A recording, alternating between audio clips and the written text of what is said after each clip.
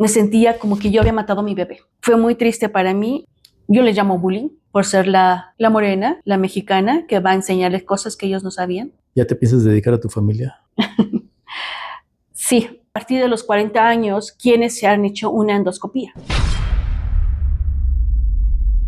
Bienvenidos a Radio CC Lab desde el asador, donde la ciencia se cocina a fuego lento. Soy su amigo Óscar Salcedo. El tema de hoy es cáncer gástrico y su diagnóstico oportuno, o como nos dijo la invitada, diagnóstico incipiente, que finalmente es muy temprano. Es una enfermedad grave que al detectarla a tiempo puede marcar la diferencia. A lo largo del programa hablaremos sobre su importancia, factores de riesgo y cómo un diagnóstico temprano puede salvar vidas. En el asador le toca al estado de Hidalgo. Hemos preparado un delicioso chimbo. Aquí está en el horno. Vean cómo sale humito, ya se está preparando. Una receta tradicional de Actopan Hidalgo, acompañado con escamoles, que también por allá se da mucho el escamol. Lo preparamos a la mantequilla con epazote. Ya lo probará la invitada, a ver, espero que le guste. Ya nos platicará Pánfilo de este platillo un poco más adelante. Hola, Pánfilo. Hola, Óscar. Hola, amigos. Les tengo información muy interesante sobre el estado de Hidalgo. Sigan con nosotros. Gracias, Pánfilo.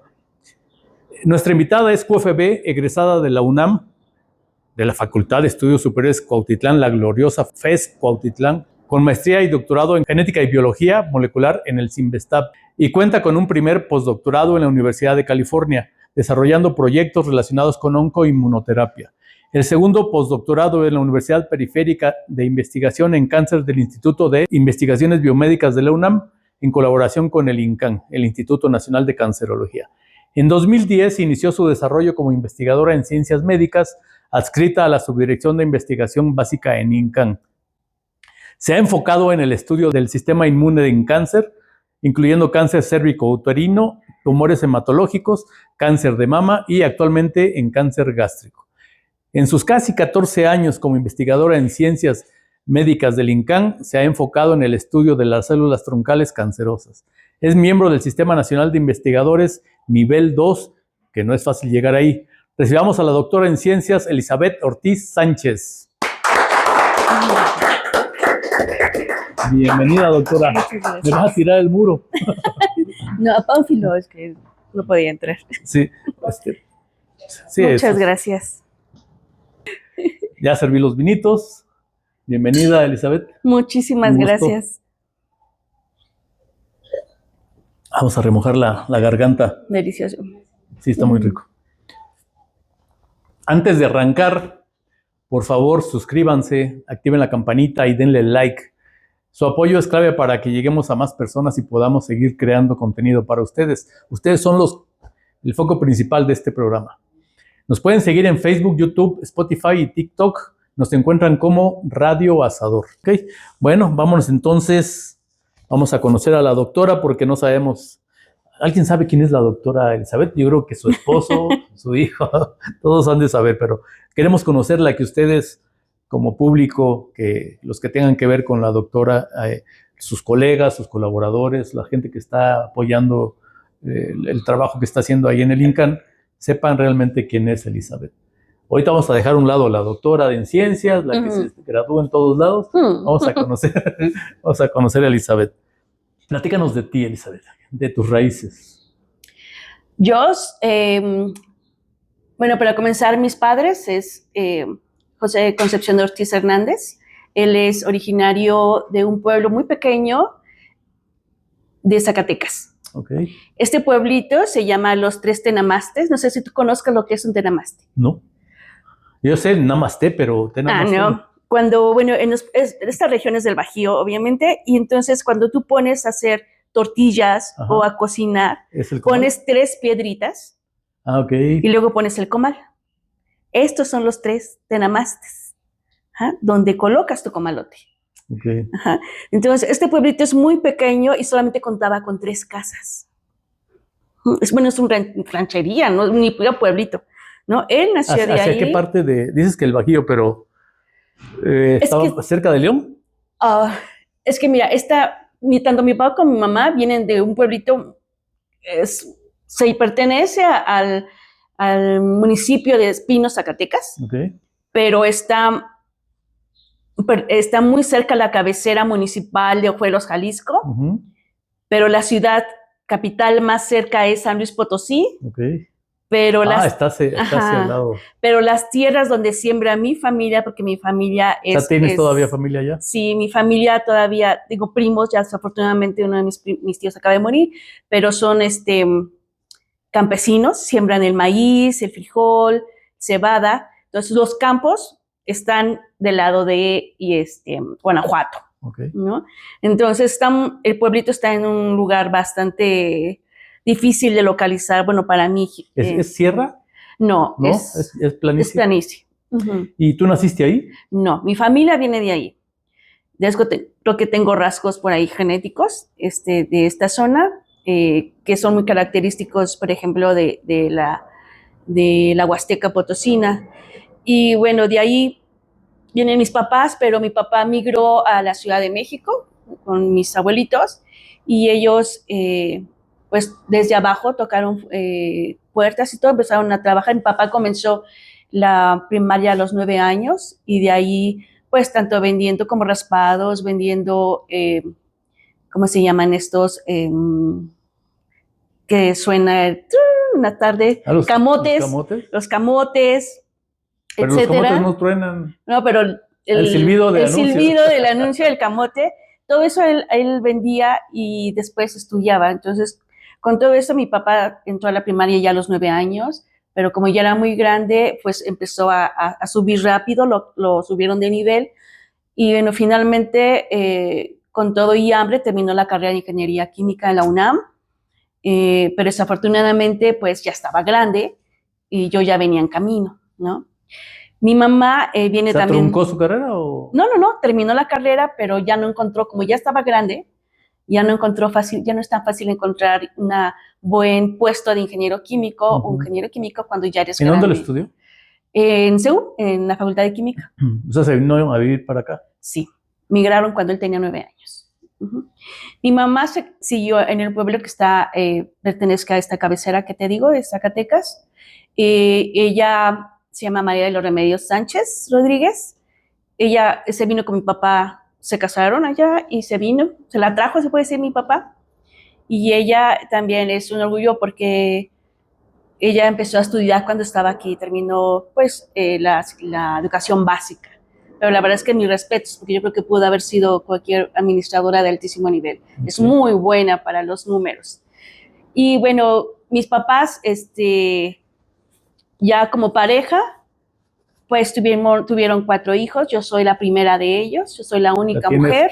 ¿Son 4 hermanos? Sí, yo soy la más grande, la única mujer entre todos ellos. Y como pues yo ya, mi papá ya se había titulado y todo, no encontraba trabajo, se había casado, empezó a dar clases, ¿no? Entonces mi papá, y en ese momento pagaban bien dando clases y se dedicó a ser maestro de química y física a nivel secundaria y nivel bachillerato. Y la verdad es que es un orgullo para mí porque encontrarte que después compañeros de la prepa te digan que tuvieron un maestro muy fregón de física en la secundaria y hablando y saquen el tema y resulta que es tu papá, pues es súper padrísimo y mucho orgullo saber que mi papá dejó marca en algunas personas, ¿no? ¿Y tus hermanos estudiaron también? Sí, uno de mis hermanos, pues él terminó a nivel preparatoria, pero ha sido un trabajo, él hizo carrera en el trabajo, él trabajó en Bayer y actualmente terminó su carrera de fisioterapia y está en búsqueda de incrementar y favorecer más su trabajo, su profesión. Otro de mis hermanos trabaja para Deloitte, que es una empresa, no es una auditoría, bueno, se dedican a hacer auditorías a nivel internacional, transnacional. Y otro de mis hermanos, el más pequeño de todos, que decimos que es el pilón, él tiene... Siempre hay un pilón en la familia. Sí, él terminó la carrera de Ciencias Políticas en la UNAM, todos somos de la UNAM, y él actualmente es subdirector de área en el INEGI. En el INEGI. Ok, no, pues entonces les fue bien. Sí, la verdad es que mis papás hicieron un excelente trabajo. Mucho esfuerzo. Quiere decir que no tuvieron, no pasaron una infancia muy débil, siempre fue fortalecido? Fíjate que es bien interesante, platico con amigos y con mi esposo que nosotros nunca vimos necesidades porque no conocimos más. Como no conocíamos plazas comerciales, marcas, etcétera, no aspirábamos a más y éramos felices con lo poco que teníamos. Ahora que lo veo en perspectiva, le digo, en realidad, mis papás nos dieron todo lo que tenían y a lo mejor era poco, pero nunca miramos que era poco. Para nosotros era suficiente, era No, porque era tu mundo en eso. Sí, era mi mundo, no había más, hasta que empiezas a crecer, a tener amigos, a tener a un novio, un esposo, una pareja que te empieza a llevar a plazas comerciales, que mira, existe esta marca, etcétera, lo conoces, pero en realidad yo marcas a la fecha. Las malas de la vida, las huellas. Sí. Descalabradas, ¿no? Mira, nada más. Sí, nada más, pero de marcas no, y carencias, hambre, nunca tuve. Gracias a mis padres. Eso es bueno, porque también te ayudó a que desarrollaras bien tu ser, no como otros, como nos fue, como en feria. Y de hecho, la falta de alimentación. Exacto. Mi papá, por ejemplo, él decía que cuando iba a la universidad, a veces no tenía para comer. Y la señora de las gorditas o de la comida rápida, cuando mi papá no iba, le mandaba llamar, dígale a José que venga por su caldo de frijoles. No le daba frijoles, le daba el caldo de frijoles. Y con eso mi papá es lo que se alimentaba. A veces no iba a la escuela. Entonces también eso hizo que retrasara su titulación o la terminación de su carrera, porque a veces tenía que dejar de ir a la escuela para poder mantener a su familia. Él era el mayor. Okay. ¿Y tú naciste aquí?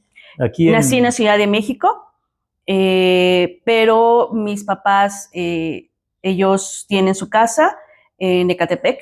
Okay. Yo nací y crecí en una colonia que se llama Chamizal y orgullosamente de Ecatepec, ¿no? Porque siempre salgan cosas muy malas. ¿Chamizal pertenece a Ecatepec? Exacto. Es que no conozco. Está muy pegado a la Ciudad de México, a lo que es la Gustavo Madero. Okay. Bien, sí. ¿Y ahí hiciste primaria, secundaria? Primaria, secundaria, déjame decirte que pues siempre fui de 10, honestamente, pero tuve en la primaria algo muy interesante. Y yo siempre he tenido un amor hacia la patria enorme, que a veces creo que voy hacia el otro lado. Si escucho el himno nacional, se me salen las lágrimas. Me molesta cuando la gente se mofa del himno nacional, del escudo, así terriblemente. Y en la primaria tuve la fortuna de representar a mi escuela primaria en la escolta, y fue bien interesante porque las que íbamos en quinto, para pasar a sexto, formaban la escolta para entrar a representar a la escuela, ¿no? Pero como yo era la más chaparra de todos, no me quisieron poner. Entonces, solamente por eso, aunque yo llevara 10. Cuando entro a sexto, se hace este concurso de escoltas y me invitan a la escolta de quinto, porque yo era la más chaparra, y concursamos la escolta de quinto, la de sexto, ganamos la de quinto y representamos la primaria. Pero como yo era la más pequeña, pues bueno, yo era la banderada, había que hacer muchas manipulaciones con el asta bandera. Llegamos al concurso y todo el mundo manipulaba el asta bandera con una sola mano, pero yo era muy pequeña y yo siempre lo hacía con las 2 manos. Pero ahí me armé de valor y dije, no, tengo que poder con una mano. Y que lo hago y que viene una ráfaga de viento, que me tira el asta bandera. Y dije, ya perdimos. No, estaba muy triste. Y pues dan los resultados y quinto lugar. Dije, pues a ver si el quinto. Pues no. Cuarto lugar, no. Tercer lugar, no, pues ya. Yo lloro y lloro y de repente nos dan el primer lugar. Con todo eso es que fue algo original. Ganamos el primer lugar y desde ahí, bueno, la verdad es que sí tengo un amor muy fuerte hacia la patria. De hecho, cuando me fui a hacer el postdoc, pude haber seguido estando en Estados Unidos. Mi hija, que ahorita está en la escuela, pudo haber nacido en Estados Unidos y yo no quise. Yo quise que naciera mexicana. Okay. Y muchos podrían decir que es un error, que le pude haber dado la doble nacionalidad a mi hija, ella misma, ¿no? Pero para mí era muy importante que naciera mexicana. Y también regresarme a México como investigadora, porque... Estuviste en Los Ángeles, ¿no? Sí, para mí era muy importante decir que si algún día yo hacía algo como investigadora, que dijera hecho en México. Entonces es algo como muy soñador. Hay veces que sí me he topado con esa frase y decir, me equivoqué, porque en este país la ciencia cuesta mucho, es muy difícil. Si no tienes un nombre importante, si no tienes un padrino importante en la ciencia, no se te apoya. Entonces, cuesta más trabajo hacerte de un nombre, hacerte de una carrera, y no es que busques ser reconocida, solo necesitas dinero para poder trabajar y desarrollar tus ideas, pero a veces los proyectos son aprobados solamente para los que tienen un bonito nombre o que son apadrinados. Bueno, pero finalmente saliste adelante. Sí, cuesta más, pero sales. Y cuando cuesta subir las escaleras por ti misma, nadie te puede tumbar. Así es. Porque a ti te costó. No, y aparte se ve que eres de armas. Más o menos. Aquí te vas a calmar. A ver, Elizabeth, ya mencionaste una hija, o sea, tienes hijos. Sí, me casé con Pablo Javier Reyes Flores en el 2005. Fue bien interesante. ¿Es químico también? No, a eso voy. Es bien interesante y es una historia muy bonita porque tiene nada que ver con la ciencia. A veces cuando yo le quería explicar cosas, tenía que explicarle el mensajero a nivel de computación, porque a él le gustan las computadoras, los sistemas. Entonces tenía que traducir lo que yo veía al lenguaje que él ocupaba. Entonces para mí eso no fue un reto, sino me gustaba, ¿no? Hacer todo esto. Toda mi vida como joven fue hermosa para mí. Creo que me hubiera gustado vivir más cosas, pero con lo que viví me siento feliz.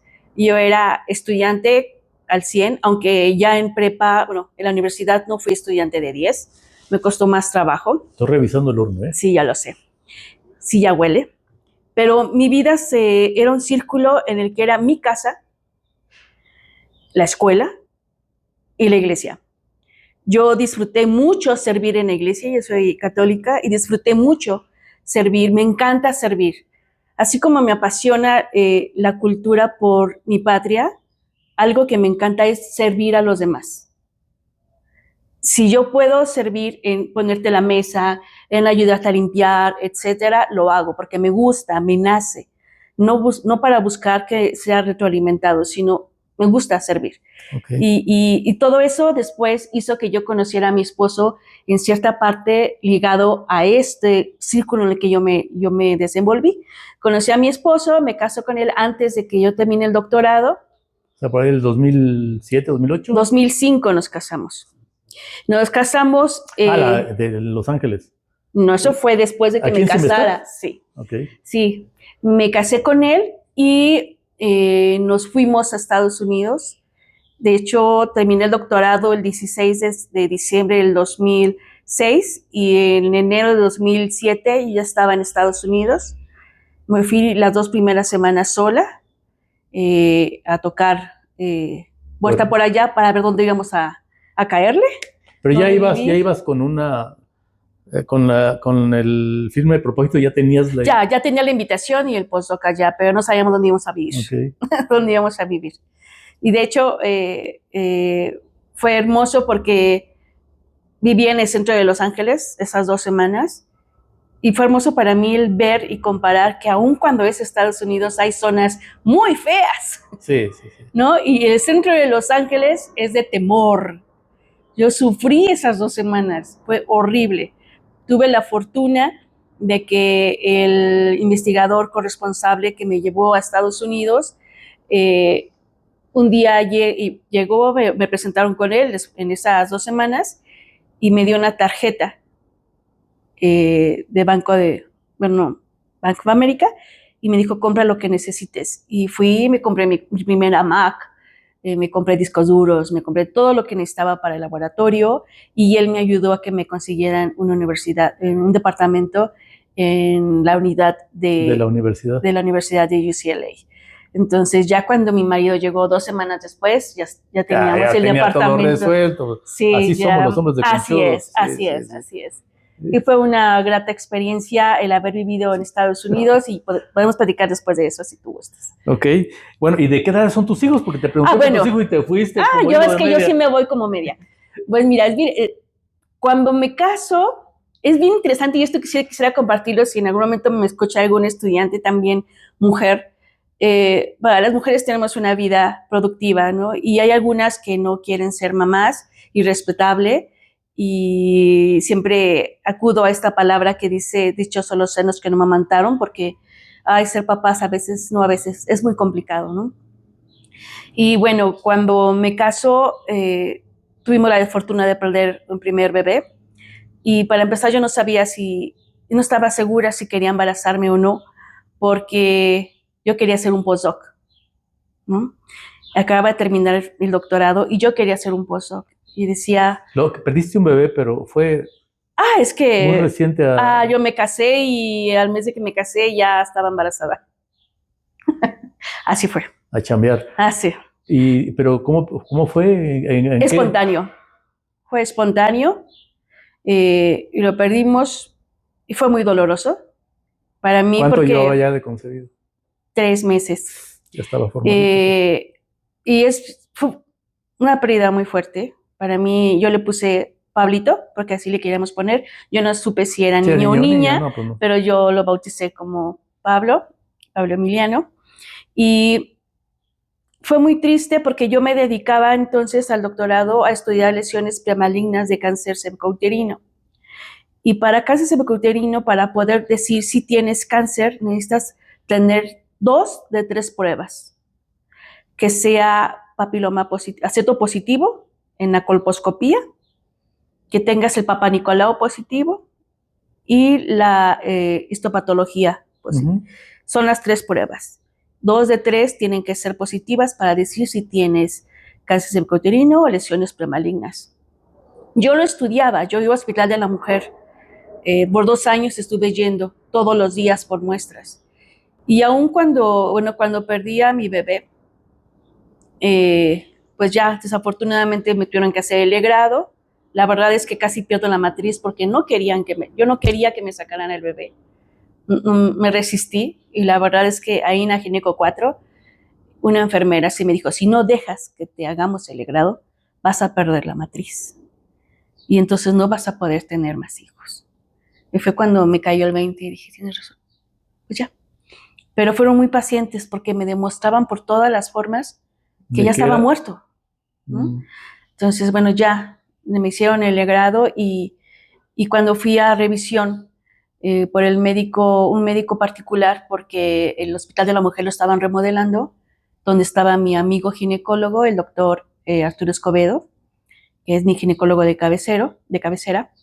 El médico particular me revisa y me dice, eres papiloma positivo, tienes una lesión de alto grado, me hice la prueba de TORCH, salí positiva para toxoplasma, para citomegalovirus, varios. Y entonces para mí fue un trauma porque yo trabajando con papiloma me sentía como que yo había matado a mi bebé, ¿no? Fue muy triste para mí y me tiré al drama porque dije, ya tengo cáncer, me voy a morir, que me dijeron que tengo una lesión de alto grado y pues te llega el shock, aun cuando tú tienes mucho tiempo trabajando con cáncer y cuando alguien te dice tienes cáncer, se te olvida todos los grados que puedas tener. Sí, ya te ves del otro lado. Te ves del otro lado. Aun cuando sepas que necesitas tener 2 de 3 pruebas positivas. Ahí solamente el médico particular me lo dijo y le creí. Cuando por azares del destino llego a visitar al doctor Escobedo a ver si ya habían regresado al Hospital de la Mujer, me dice, venme a ver a mi consultorio, lo voy a ver, me hace la colposcopía y me dice, hija, no tienes nada. No tienes nada. Me mintieron. Entonces, número 1, muchos de los médicos lucran con el dolor de los pacientes, con tal de sacar dinero porque es un procedimiento que te voy a cobrar, ¿no? Y tienes dolor de la pérdida, tienes dolor porque te dicen que tienes una lesión de alto grado y te dejas hacer todo lo que quieres. Y fíjate, aun cuando yo tenía conocimiento de que necesitabas 2 de 3 pruebas, me dejé de llevar Bueno, pues es que la impresión también te hace que te bloquees. Así es. Me bloqueé y finalmente, pues, todo quedó bien. Tuve que dejar descansar mi cuerpo, 2, 3 años. Okay. Y nos fuimos a Estados Unidos y todo coincidió. Estábamos allá tranquilamente disfrutando una segunda luna de miel en Estados Unidos. Perfecto. ¿Y nace? Fátima. Fátima es mi primera hija, una chamaca preciosa, ya va a cumplir 16 años, tremenda como toda adolescente, en esa época oscura que muchos adolescentes pasan, porque yo no pasé en esa.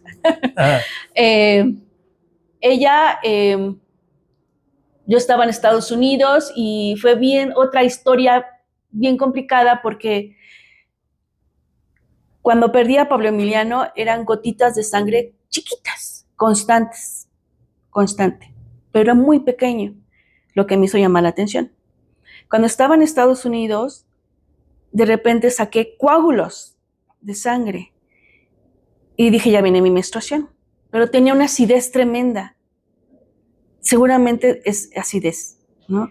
Entonces mi esposo y yo dije, vamos a la farmacia, vamos por omeprazol, pero de ese sexto sentido que yo le llamo Dios, me dice, hazte la prueba de embarazo. Y cuájalas. Y salí embarazada, ¿no? Súper embarazadota. ¿De Fátima? De Fátima. ¿Qué edad tiene ahorita Fátima? Va a cumplir 16. En abril. Entonces fue un shock porque yo perdí a mi primer bebé con una gotita de sangre. Y con Fátima yo estaba embarazada y eran coágulos de sangre. Yo no podía regresarme a México y bueno, llegamos finalmente y me dicen, no, me hacen el ultrasonido intravaginal y me dicen, tienes tu saco deforme, lo vas a perder. Y fue para mí otro choque porque ya perdí uno y le digo al ginecólogo, oiga, pero ya perdí un bebé, ¿por qué me pasa esto? Y me dice, no sé, tendrías que perder 4 para saber cuál fue la razón. Una cachetada, yo creo que hubiera estado bueno. Pues sí, y fueron mucho vómito, era despertar y vomitar. Vomitaba todo el santo día hasta que cerraba los ojos.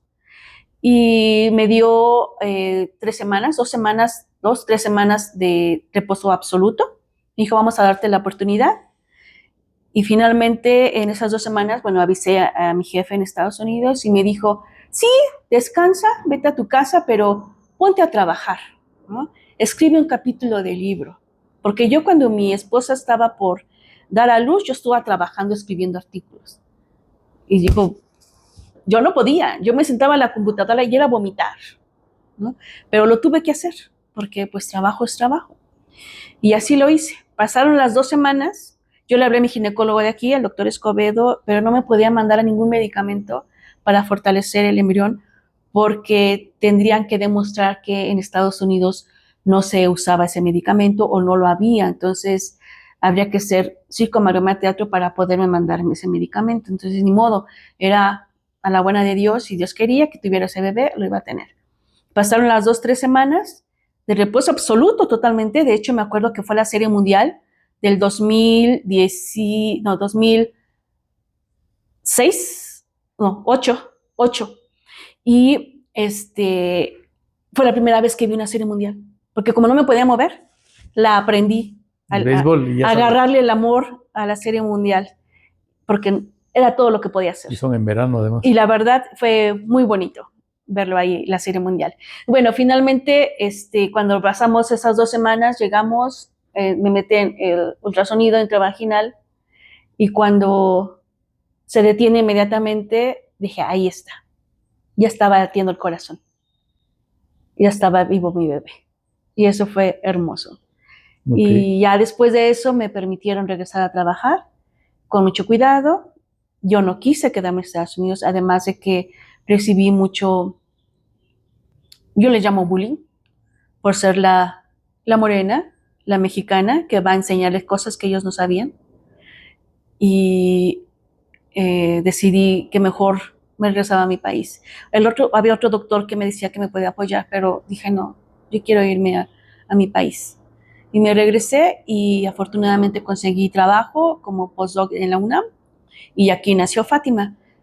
Yo regreso a trabajar el 2 de febrero, no, una semana antes del 2 de febrero, en la última de enero, ya con la panza. Quedé de llevar el mole con pollo para el 2 de febrero y me quedé con ellos en la casa porque amanecí con muchos dolores, tipo... ¿Las contracciones? Las contracciones. Entonces el médico me dice, ¿sabes qué? Tómate este medicamento y no salgas, nos vemos en la tarde. Entonces ya me quedé ahí, fuimos en la tarde y me dice, ¿se te quitó el dolor? Sí, muchas gracias, doctor. Pues como mala noticia, porque ese medicamento es para evitar las contracciones prematuras. Entonces te me vas a reposo absoluto, otra vez. Entonces yo ya había iniciado, ya me estaban pagando como postdoc y me tuve que quedar otros 2 meses incubando la bebé en cama, ¿no? Sin moverme y todo. Y la verdad es que también fue muy trágico. Y bueno, ya nace Fátima en la Gineco 4. Tuve la desfortuna o fortuna que naciera en Semana Santa. Entonces fue un martes de la Semana Santa. No había médicos adscritos. Y resulta que los médicos residentes pues eran las R1 en la noche, porque los R3 pues ya son más y ellos están en la mañana, ¿no? Pues me tocó que me asistiera una R1 y casi me muero, porque yo ya tenía la dilatación suficiente, pero yo creo que quería que expulsara al bebé ahí en la cama. Ya se me había pasado la anestesia y mis plaquetas, porque lo escuché bien, las plaquetas ya estaban muy abajo, entonces tenía una preeclampsia, pero la chica por desconocimiento no me metió a sala de expulsión. Hasta que llegó el siguiente día, porque yo entré 10 de la noche y al siguiente día a las 10:42 de la mañana nació Fátima. Cuando llegó el médico adscrito y escuché cuando dijo, ¿quieres que se te muera? Pásale a la sala de expulsión. Y ya entro a la sala de expulsión y me tuvieron que rasgar. Y fue muy dramático porque la herida fue muy grande, me desangraron, Fátima nació con forceps, me indujeron anemia. Ah, muy grande. Sí, me dijeron anemia, me transfundieron 2 paquetes, Ay. Me inyectaron mucha hierro, ferritina, todo. Se me infectó la herida, estuve hospitalizada por eso, no pude salir y resulta que Fátima, como cada médico que entra, a final de cuentas yo no estoy peleada con el IMSS ni con el ISSSTE, son hospitales de escuela, pero cualquier chico de la edad que fuera, con bata, que fuera un interno o un R3, entraba y era malo, veías entrar y tienes que abrir las piernas porque tienen que tocarte. Entonces, cada vez que uno entraba, te pedían información. Y uno de ellos anotó lo que tenía que anotar, que yo había perdido un bebé por citomegalovirus, el primer bebé. Entonces anotó eso y eso hizo que Fátima fuera como de observación de cómo Fátima había nacido cuando yo previamente tenía citomegalovirus. Entonces se fijaron mucho en ella y empezaron a ver que le costaba trabajo respirar, que se ponía morada al momento de... Ella empezó a tomar con vasito, yo no pude amamantarla porque yo estaba mal, tenía infecciones, tenía por todos lados antibióticos, por todos lados literalmente. Entonces ella estaba aparte, pero ya la tenían como que no estaba saturando bien el oxígeno. Okay. Y bueno, yo digo, la infección fue tan fuerte que tuve en lo que me abrieron ellas de más, que me tenían que hacer lavados y eran tan dolorosos que me tenían que poner derivados de morfina para poder aguantar los lavados que me hacían. Era como volver a parir. Entonces no podía tener contacto a Fátima, pero lo que sí me decían es que Fátima venía a menos, que ella era una bebé que estaba mal. Y de repente me dicen, tenemos que trasladarla a pediatría, al centro médico, porque su corazón no está bien. Ay. Entonces mi esposo solo con sus 2 mujeres en el hospital tuvo que moverse, no podían trasladarla a Fátima porque necesitaban una ambulancia de estos que son, se me olvidan los nombres, especializada para poder transportar bebés con incubadora. De cuidados intensivos. De cuidados intensivos. No la podían trasladar porque la ambulancia tenía un golpe y por norma no podían sacar ambulancias que no estuvieran perfectas. Entonces era imposible sacar a Fátima y era necesario llevarla a pediatría.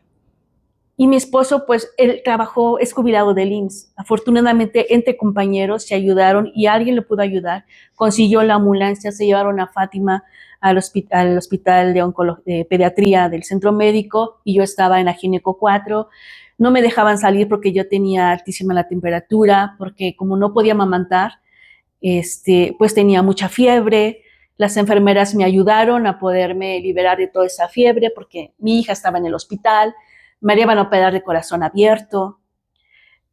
Cosas bastante dramáticas. Cuando le hicieron una prueba para ver por dónde iba a entrar la cirugía, me dijeron, no te vayas a espantar, porque la canalizaron de un bracito y resulta que a la mera hora tuvieron que ponerle del otro lado porque la cánula de este lado estaba muy delgado y necesitaban algo más grueso.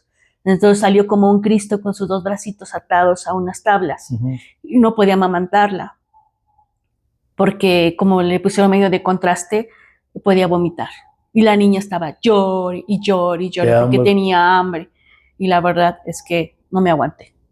La amamanté, pero mi niña no sabía tomar el pezón porque estaba acostumbrada a vasito. Eso fue algo muy difícil, pasamos cosas muy feas con mi bebé.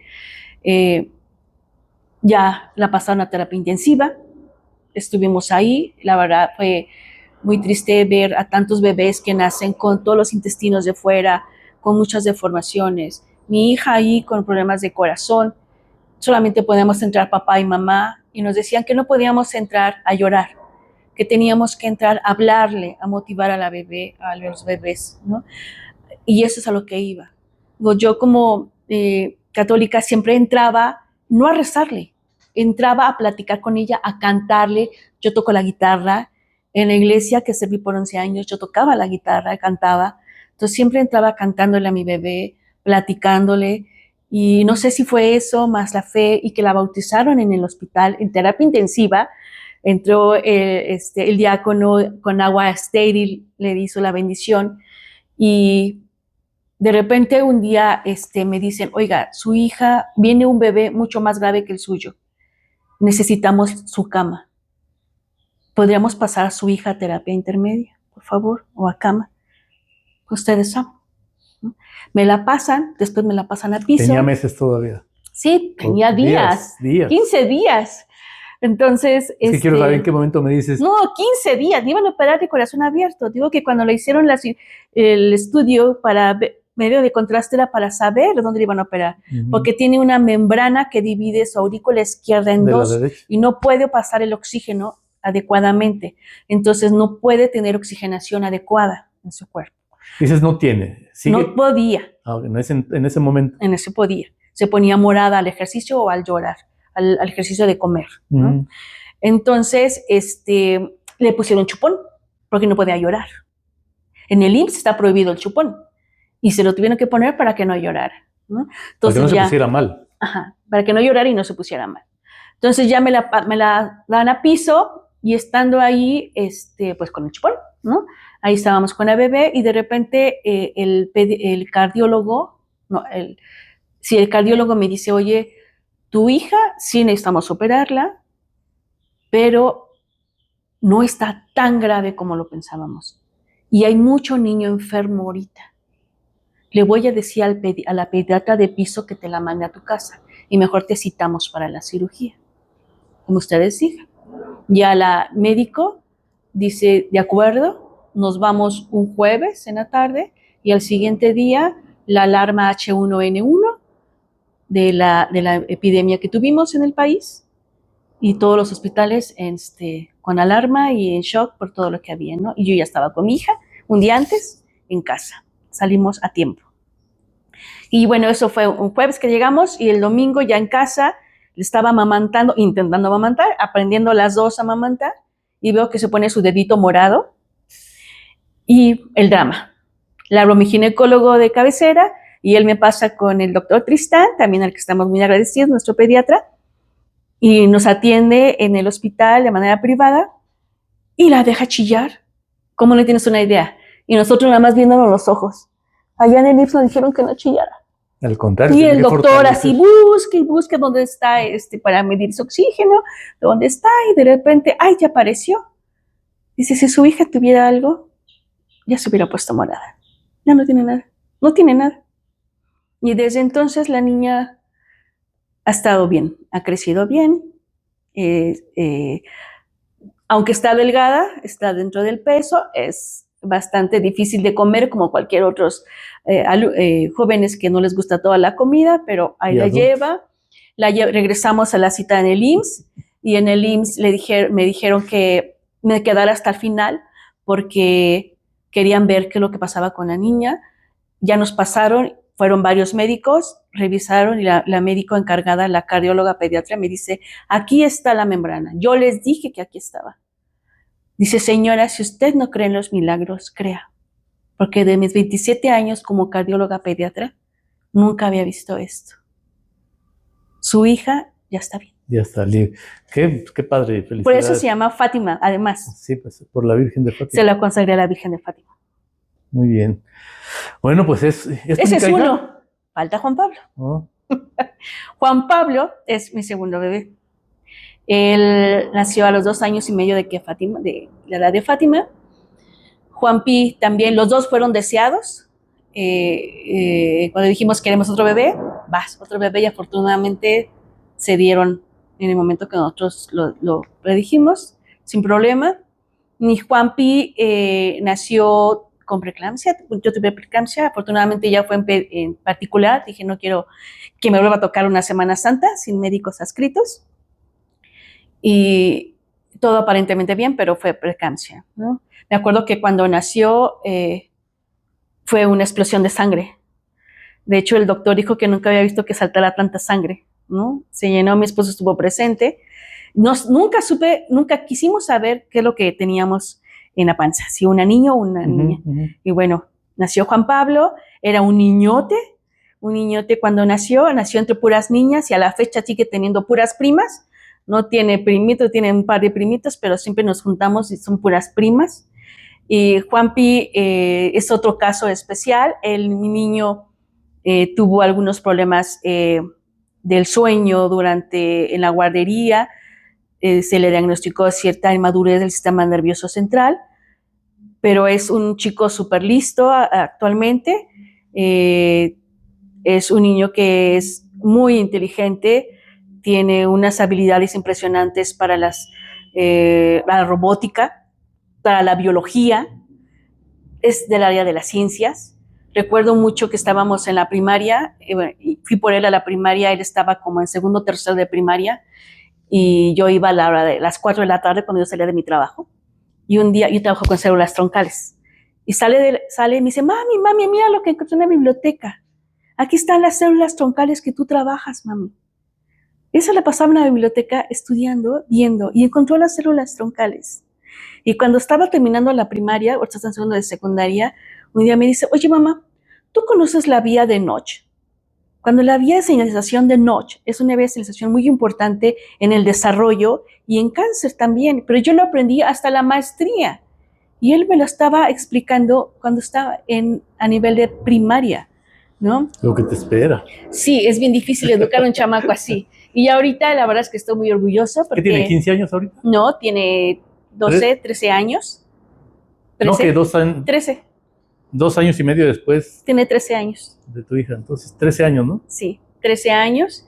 Está ahorita muy enamorado de la robótica y de la biología marina. Y yo le digo que no tiene que pelearse, puede conjuntar ambas cosas. La biología le encanta. De hecho, ahorita se va a ir a un campamento a la NASA. Aquí estudia robótica y allá va a ir a este campamento, va a tomar un curso de 3 días de robótica en la NASA. Y ya no te va a hablar después. No, como de que no, yo me encargo de bajarle los humos, yo me encargo. Y estamos muy orgullosos también de mi Juan Pablo. Una última pregunta que te quiero hacer. ¿Qué es lo que más anhelas? Hay muchos niveles. Puede ser a nivel personal. Personal. Es lo más importante. Sí. A nivel personal, lo que más anhelo es que mis hijos sean unas personas plenas, que sepan hacer lo que ellos más les da placer, y me refiero a placer como disfrutar lo que hacen trabajando y vivir bien. No quiero que vivan anhelando cosas que no pueden, sino que vivan en la justa medianía en la que ellos, su trabajo se los lleve haciendo lo mejor que saben hacer, pero siendo felices. Y me refiero en ese sentido que cuando uno hace lo que le gusta, es feliz. No importa si tiene los millones de dinero o no, pero cuando uno hace lo que le gusta, uno es feliz y se nota. Entonces yo quiero que mis hijos sean felices haciendo lo que les guste hacer, sea vendiendo camotes, sea en la NASA, sea mi hija quiere ser veterinaria, lo que sea, pero que sean felices. ¿Eres investigadora? ¿Te has dedicado a estar metida en laboratorios de investigación y eso? ¿Eres ama de casa también? Soy ama de casa. Me gusta cocinar. Medio puedo, medio cocino. Las cosas que yo cocino son comidas rápidas. Okay. No son complicadas. Te estoy hablando de pechuga empanizada, te estoy hablando de enchiladas verdes, cosas sencillas. Sí. Ya cosas más elaboradas no te las manejo, y no porque no me gustara, sino porque no hay tiempo. Sí, por eso lo decía, porque a veces no te da tiempo por lo que haces a ser ama de casa, ¿no? Pero lo hago. ¿A qué horas llegas? ¿A qué horas te sales de casa? Cuando era chiquito, mis hijos chiquitos los teníamos en guarderías y salían a las 4 y eso me daba la oportunidad de terminar en horas de trabajo, ¿no? Y darle a lo que sigue.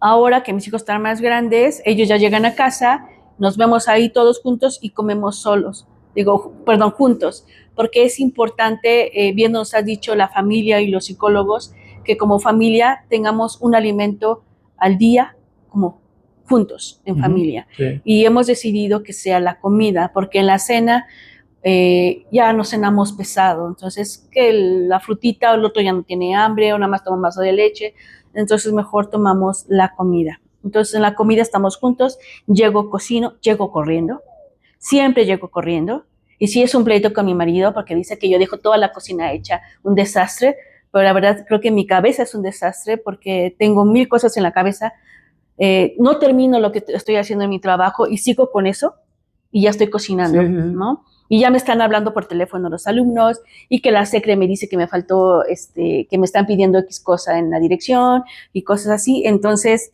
o que hay que enviar proyectos, entonces nunca tengo el tiempo suficiente para todo. Quisiera abarcar muchas cosas y a veces eso me autolimita a mí mismo porque quisiera abarcar más en el laboratorio y no puedo. Quisiera dar más el todo al 100 en la familia y tampoco puedo dar el 100, porque sí quisiera darles mejores alimentos, más saludables, pero me cuesta trabajo, porque aparte cuando ya dan las 10 de la noche, es cuando a veces, antes que era más joven, podía sentarme a escribir más proyectos después de las 10 de la noche y terminar 1 de la mañana.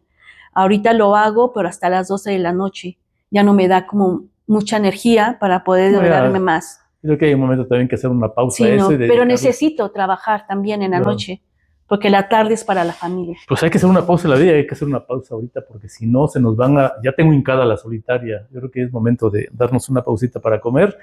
Y vamos a terminar de preparar lo que falta, porque hay que preparar todavía unas cositas más. Mientras, Pánfilo, preséntanos el platillo de Hidalgo, por favor. ¿Qué tal, amigos? Les voy a platicar sobre nuestro platillo de este mes. El chimbo es un platillo tradicional del estado de Hidalgo, que se elabora principalmente en las pencas de maguey. Su historia se entrelaza con la cultura y las tradiciones de las comunidades indígenas de la región, especialmente de los pueblos otomíes y nahuas. La palabra chimbo proviene del término en náhuatl, chimpowa, que se refiere al proceso de hacer un platillo antiguo con ingredientes locales. El uso de la penca de maguey es una técnica prehispánica que ha sido utilizada por siglos en Mesoamérica, ya que permite un control adecuado del calor y una cocción uniforme, además de aportar un sabor especial y único. Tradicionalmente, el chimbo se elabora con carne de cerdo, pollo o incluso con ingredientes vegetarianos como nopales y xoconostle, todo mezclado con especias y salsas locales. La mezcla se coloca en una penca de maguey que actúa como envoltura y luego se cocina a las brasas o a la parrilla. Este método no solo conserva los sabores, sino que también añade un toque ahumado al platillo. El chimbo no es solo un platillo, sino que también tiene un significado comunitario y festivo. Se suele preparar en celebraciones y fiestas tradicionales, donde los miembros de la comunidad se reúnen para compartir y disfrutar juntos. La preparación de este platillo implica un trabajo colaborativo y se ha transmitido de generación en generación, manteniendo vivas las tradiciones culinarias locales.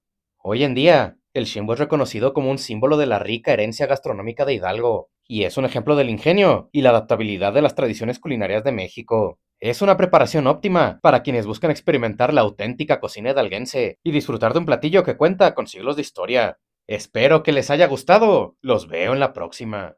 Bien, gracias, Pánfilo.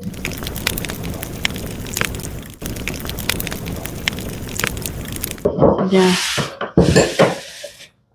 ¿Así? No vas a ocupar la charela para mí. Se ve que pesa Pero mucho. no está caliente, ¿no? Ah.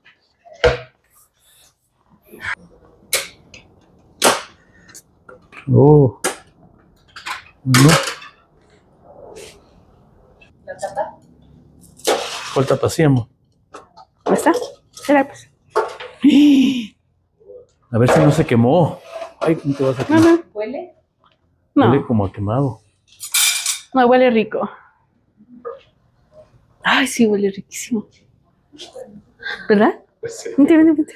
Aguas, quita la silla de ahí, ¿no? A ver. Ya.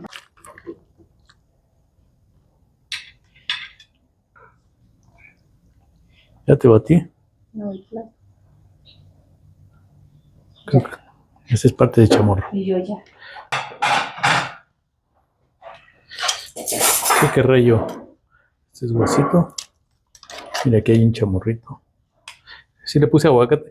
Y siempre hago modificaciones con las recetas, ¿eh? ¿Originales? Sí, o sea, sé cómo van, pero dije, a ver, ¿qué le pongo que sea diferente?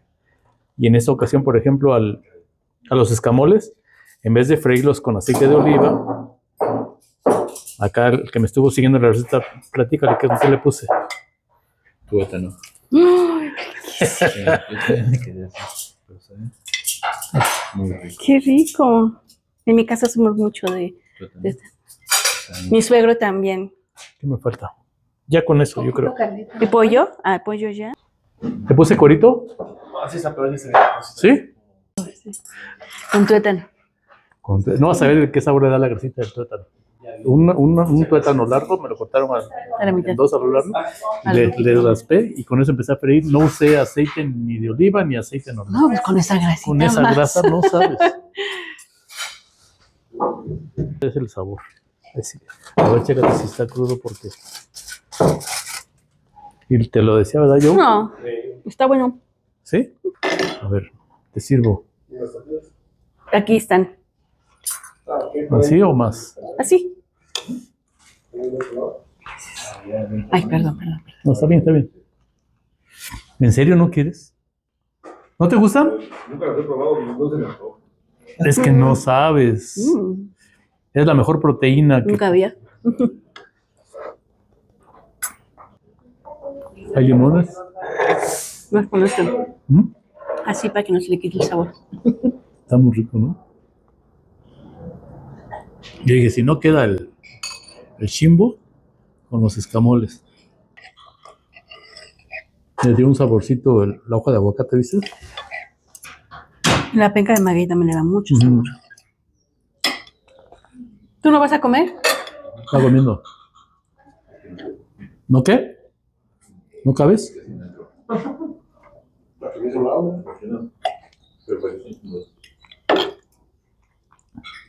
¿Escamoles? ¿No quieres, no? Es de tu generación, ¿verdad? Sí. Tantito. Dámetelos. No, está bien, está bien. Ay, para que no quede tan... No, yo porque... Luego sí. No, para mí está bien. O sea, tampoco te disfrazaste ¿No? de niña. Ah, sí, eso sí. No podemos evitarlo. No está como yo quería que se desbaratara. No, está bien. Pero está... Está muy bueno. Amor, ¿no probaste los escamoles? Yo trabajo con células troncales. Y una de las pláticas que doy es células madre, microrealidades. ¿Por qué no se llaman células madre? ¿No? No, Ese es un error de traducción. En inglés son stem cells. Y si tú traduces stem al español, no es madre. Son células troncales. ¿Y ahorita has regresado a la facultad? No, me queda muy lejos. ¿Vives por aquí? Vértice, aquí atrás de menos de 200 metros.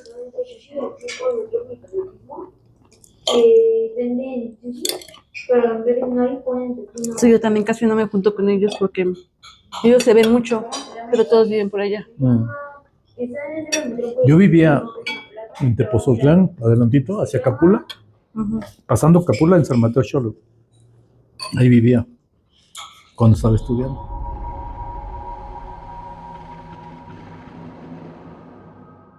Pues vamos a continuar, pero antes de arrancar con esta segunda parte, me gustaría que Pánfilo nos platique sobre el estado al que estamos dedicándole ahorita este programa. Pánfilo, adelante. El estado de Hidalgo, en México, es conocido por su diversidad cultural y lingüística. Aquí te presento las principales etnias y dialectos, su arquitectura, minería y su variada gastronomía. Sobre las etnias, los nahuas es el grupo indígena más numeroso en Hidalgo. Habitan principalmente en la Sierra Alta, la Huasteca y otras regiones del estado. Los otomíes son el segundo más importante en Hidalgo. Se concentran en el Valle del Mezquital y otras zonas del estado. Los tepehuas y los totonacos, aunque en menor número, los encontramos en la región de la Huasteca. Si hablamos de los dialectos y las lenguas indígenas, el náhuatl y el otomí son las lenguas más habladas de las comunidades indígenas de Hidalgo. Existen variantes dialectales de ambas lenguas en diferentes regiones del estado. El tepehua y el totonaco, aunque menos extendidos, se hablan en algunas comunidades de la Huasteca hidalguense y frontera con el estado de Veracruz. Además, Hidalgo es conocido por su historia minera, especialmente en Real del Monte y Pachuca, donde se encuentran los famosos prismas basálticos de Santa María Regla. En arquitectura, sobresale el reloj monumental, que es el símbolo más conocido y representativo, comúnmente conocido con el nombre del reloj de Pachuca. Es un reloj de torre ubicado en el centro de Pachuca de Soto. La torre está compuesta por 4 niveles, la entrada en el primer nivel, el balcón en el segundo nivel, 4 esculturas femeninas en el tercer nivel y el techo metálico en el cuarto nivel. Las 4 esculturas del tercer nivel están esculpidas en mármol, procedente de Carrara, Italia.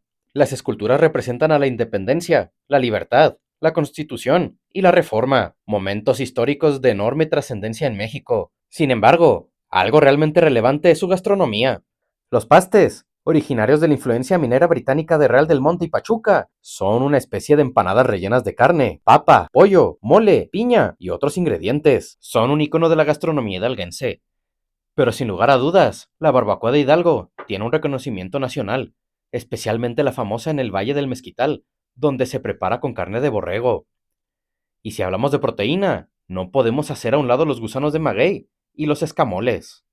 Estos insectos y larvas son considerados manjares en Hidalgo. Los gusanos de maguey se fríen y se sirven como botana, mientras que los escamoles, que no es otra cosa que la hueva de la hormiga, se preparan con cebollita, mantequilla y epazote. No podemos descartar el chimbo, de la zona de Actopan, Hidalgo.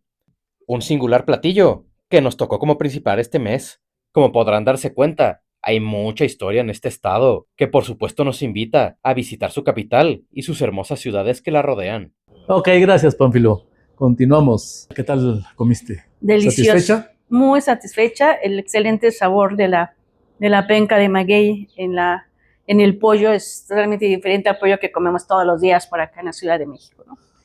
Pero tú dices que ya conocías este platillo, ¿no? Sí. Hasta me preguntaste qué chiles le pones. Sí, de hecho la salsa típica del estado de esta zona de Chimbó, donde hacen barbacoa, de Hidalgo, que es una parte árida de la Valle del Mezquital. La salsa específica es una salsa de chile rallado, que dicho sea de paso es un chile bastante caro, pero tiene un sabor peculiar que es difícil de encontrar, no es un chile muy común. Es como si fuera un chile seco de chipotle, más o menos, pero es riquísimo y es ad hoc para esto. Entonces, ¿sí pasó la prueba o no? Sí pasa la prueba. Perfecto. Me preocupaba porque Así como es de agresiva, dije, no, me va a poner como... me va a Y eso que nomás me has visto media hora, a ver. Continuamos pues con el tema de hoy. Cáncer gástrico y su diagnóstico oportuno o su diagnóstico incipiente. Estado ¿no? incipiente. Que es cuando empieza a desarrollarse el cáncer en la zona gástrica. ¿Cuánta gente tienes están colaborando contigo? Mira, tengo la fortuna de tener un grupo de investigación de aproximadamente son 9 alumnos. 60% son de doctorado, el demás son de maestría y de licenciatura. En su laboratorio son bienvenidos todos los alumnos y todos tienen el mismo peso específico, porque me ha tocado laboratorios en los que el alumno de licenciatura tiene menos derechos que el alumno de doctorado, ¿no? Uh-huh. Y en el caso de mi laboratorio, todos los alumnos de cualquier grado académico, todos son iguales y todos estamos enfocados en desarrollar ciencia que pueda tener alguna aplicación en un mediano o largo plazo, porque trabajamos en un instituto de salud. Y nosotros trabajamos específicamente con células troncales cancerosas, que son células que son resistentes a la quimio y radioterapia. Es decir, la quimio y radioterapia, cuando tenemos un paciente con cáncer, se les da estas terapias convencionales y vemos que hay reducción del tumor, ¿no? Y pensamos, no, bueno, ya la hicimos. Pero resulta que esta quimio y radioterapia van dirigidas a células que están proliferando constantemente. Y las células troncales cancerosas son células que mucha gente le pone madre, pero no son células madres, les llama troncales. Son células que se pueden guardar en un estado como de stand-by hasta que llega un estímulo y las vuelve a reactivar. Uh-huh. Entonces, cuando pasa la quimio y radio, vemos disminución de la masa tumoral, vimos el paciente ya la libró, pero después de cierto tiempo, que pueden ser meses o años, esta célula troncal cancerosa que estaba dormida, despierta y vuelve a dar inicio al crecimiento de tumor. Y puede venir con más fuerza. Exacto. De hecho, viene con más fuerza. Entonces, nuestro laboratorio se está enfocado en poder identificar a estas células troncales cancerosas presentes en los pacientes, no en líneas celulares, en los pacientes, ya directamente tomando la muestra de ellos. Y comenzamos con subecuterino, pero más fuertemente con el cáncer gástrico. Directamente en los pacientes buscamos un fenotipo que pudiéramos, para poder identificar a estas células, yo les llamo el CURP de las células troncales cancerosas. ¿Cómo las identificas? A eso voy. Nosotros... Ya te voy a preguntar. No, eso voy. Eso es que nosotros le ponemos el CURP, quiere decir que vamos a identificar el nombre y apellido de estas células para poderlas aislar y estudiar y buscar cómo poderlas eliminar. Las identificamos con marcadores de superficie para poderlas separar por metodologías como citometría de flujo. Entonces, estos marcadores los buscamos en combinación, el A, el B, y el C y el D, y buscamos cuál de estos están presentes en las muestras de los pacientes. Así lo hicimos con el cáncer gástrico y encontramos unas células que expresan 4 marcadores. Bien interesante es que estos marcadores son diferentes en pacientes con cáncer que sin cáncer, y eso es lo que nos está ayudando a tener este posible método de diagnóstico que vamos a hacerlo o a seguir trabajando en estudios posteriores de fase 3, fase 4, para después, en determinado momento, poder tener algo que pueda ayudarnos a diagnosticar esta enfermedad en lesiones muy premalignas. Y comento esto porque la mayoría de los pacientes que llegan a institutos de salud o hospitales de alta especialidad con problemas gástricos y que llegan por cáncer gástrico, llegan en etapas muy avanzadas, ya donde ya el tratamiento para el paciente ya es muy invasivo. Agresivo. Se le quita parcial o totalmente el estómago, se les da quimios y radioterapias bastante intensas. Entonces, tú imagínate a una persona donde le tienen que quitar su estómago. No me lo imagino, conozco a una persona. Claro, cuando uno de los placeres de la vida es comer. Entonces, cuando le quitas la oportunidad de comer a una persona, cae su sistema, su ánimo. Ok. Eso me lleva a hacerte, primero, para que la gente que no está metido en la ciencia, ¿qué es una célula troncal? Una célula troncal, digamos, una célula troncal es una célula indiferenciada. Es decir, todavía no sabe si va a ser una célula que produce moco, una célula que produce ácido o una célula que simplemente... No sabe su función todavía. No sabe su función. Entonces, ahí está, cuando tiene ciertos estímulos, empieza a diferenciarse para convertirse en A, B o C, secretora de moco, secretora de ácido, secretora de grasa, etc. Okay. Entonces, una célula troncal es indiferenciada y tiene la capacidad de duplicarse a ella misma, se autocopia exactamente igual. Entonces, se autocopia y eso se llama autorrenovación.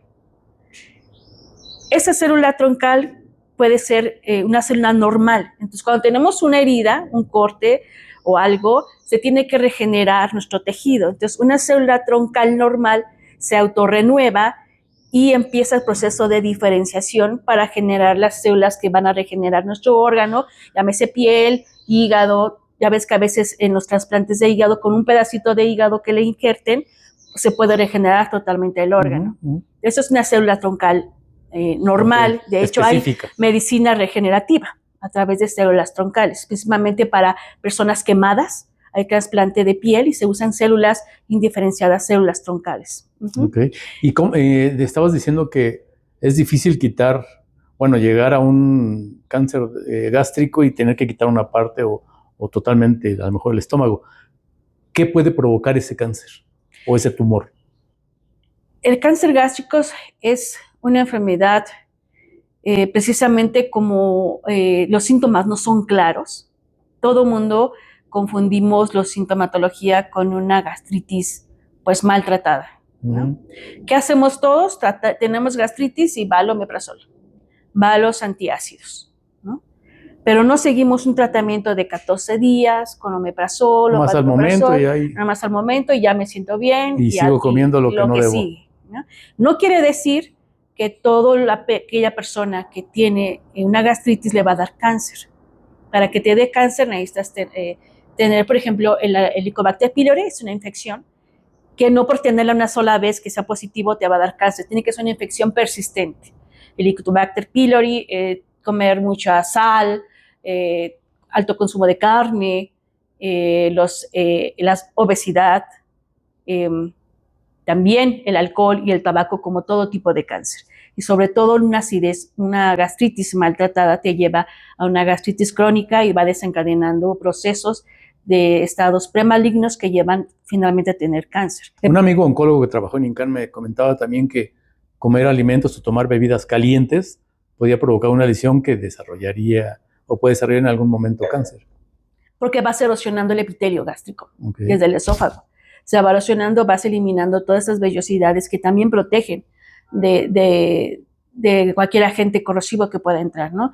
Digo, hay bacterias, como lo conocemos en microbioma, que pueden ser buenas, pero el tener un epitelio erosionado puede generar, y un cambio en el pH de nuestros órganos, puede generar que bacterias malas puedan estar proliferando en nuestro sistema, como el Helicobacter pylori, y entonces poder desencadenar un proceso inflamatorio que te va a llevar al desarrollo de una neoplasia.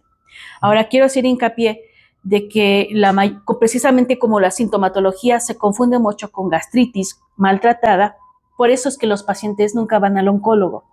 Simplemente se automedican. Y ahí que no tenemos una buena educación en salud. Porque yo puedo preguntar a todos los que nos escuchan que a partir de los 40 años, ¿quiénes se han hecho una endoscopía? Nadie piensa en hacerse una endoscopía.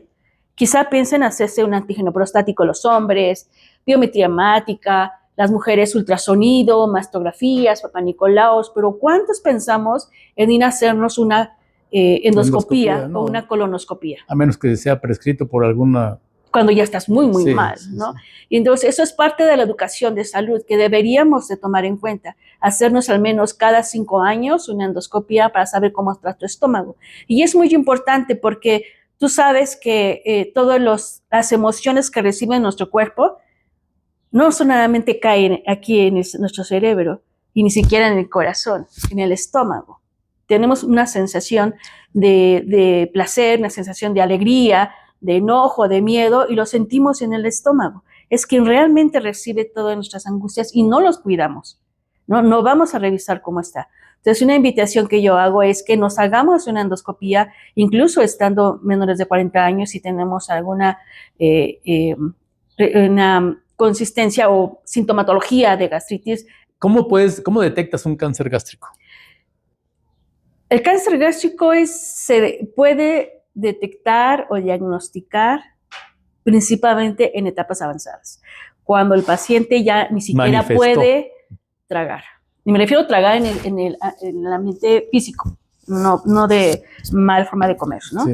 Entonces come, inmediatamente lo saca, baja muchísimo de peso, empieza a sangrar por la boca y tiene una gastritis constante, entonces ya acuden al médico y el médico les dice vayan con un especialista, les mandan a hacer la endoscopía, le mandan a hacer ultrasonido, rayos X, tomografías y empiezan, y entonces cuando ven que el cáncer ya está con una gran porción dañada. Entonces eso me lleva a hacerte una pregunta un poquito más específica.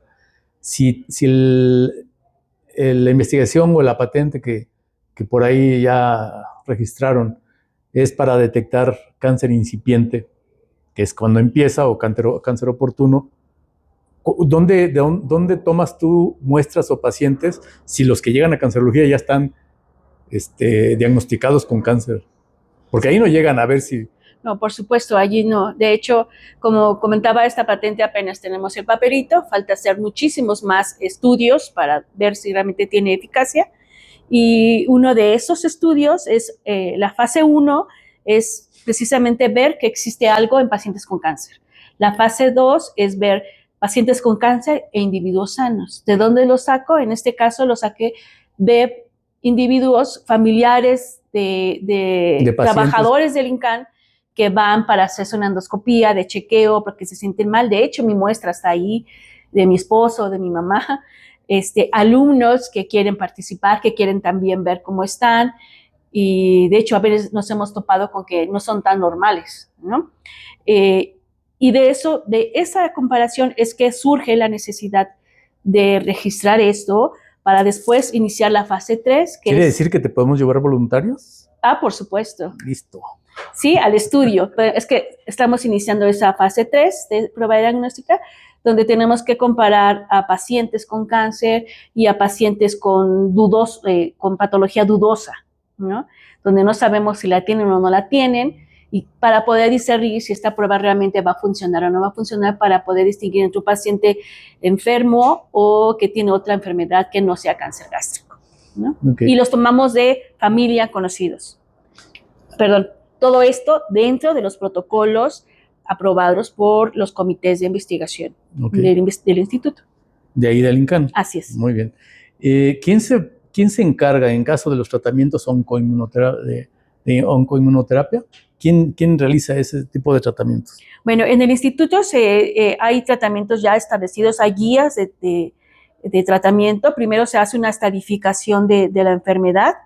Se ve si es un tipo intestinal, si es difuso, nivel de grado de avance de la enfermedad, y de acuerdo a esto se dan los tratamientos. Principalmente se hace quimioterapia, combinaciones de varios fármacos, combinado con radioterapia y cirugía. Obviamente, ¿cuál es el orden de qué va primero, cirugía o quimio o radio? Eso va a depender de la estadificación del paciente, del avance de la enfermedad. Ahí es el manejo específico que tiene el médico oncólogo con el cirujano. Para eso existen las unidades funcionales, donde cada paciente que ingresa al Instituto Nacional de Cancerología es llevado su caso a una reunión colegiada de oncólogos, de cirujanos, de enfermería, de radiólogos, de endoscopía, y juntos llegan al mejor tratamiento para cada paciente. Sacar adelante al paciente. Para sacar adelante al paciente. Y en eso nos estamos sumando investigación, para que podamos ver también qué podemos aportar y qué podemos desarrollar para poder ayudar a este tratamiento o a la estadificación o al diagnóstico de los pacientes. En mi caso, lo que estamos haciendo, dejando a un lado la patente, que es interesante, pero la investigación que estamos realizando, también debo decir que estoy muy orgullosa de una línea nueva que estamos generando, que es precisamente oncoinmunoterapia. Estamos desarrollando una terapia novedosa. En Estados Unidos tiene cerca de 10 años y sigue siendo novedosa. Y en México apenas estamos comenzando. ¿Terapia celular? Terapia celular, la que le llamamos de células de CAR-T, las CAR-T cells. Tomamos las células T, que son las que defienden de las células T inmunológico al paciente de las células neoplásicas, se las sacamos. Bueno, eso es lo que se debe de hacer. Yo estoy en método... ¿Estás en proceso? En proceso. Digamos que somos de los primeros laboratorios que hacemos esa tecnología desde abajo, desde cero, desde básica, es decir, desde buscar los antígenos específicos. Nosotros ya tenemos el antígeno, tomamos del anticuerpo monoclonal, tomamos una fracción, la fracción variable, que reconoce el antígeno de manera específica, presente en la célula cancerosa de manera natural, sin que sea presentado por ninguna célula presentadora del sistema inmune. Entonces, se lo metemos de manera, por ingeniería genética, técnica de biología molecular, al linfocito del paciente, y entonces son enfrentados a las células neoplásicas. Y vemos la altísima capacidad que pueden tener estos linfocitos T que estamos haciendo por ingeniería genética para poder eliminar de manera específica la célula neoplásica de cáncer gástrico, con un fenotipo que encontramos en los pacientes a través de este CURP que les mencionaba de las células troncales.